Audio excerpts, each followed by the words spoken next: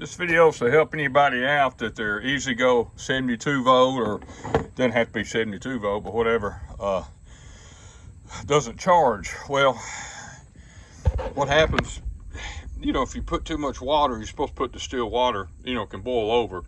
Well, I didn't do that, but I'm in Alabama, it's July, and the heat index is about 105.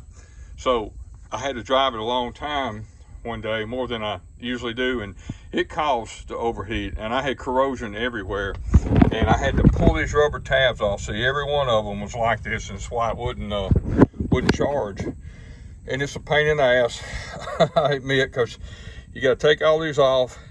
So, you know, I sand them, I use baking soda, then when I get through, I go back with some battery corrosion. But so this can happen to you if you just running this on a hot day. You know, the water start boiling in there, especially if you leave it on charge for, you know, 12 hours or more.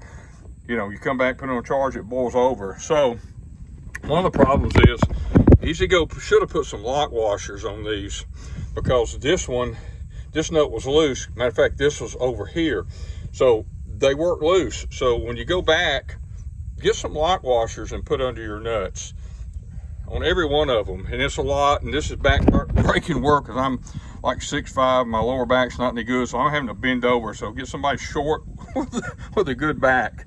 But I'm having to go over every one of these to get the corrosion off, to get this thing to charge again. See, it burnt through this one. The batteries got so hot in there.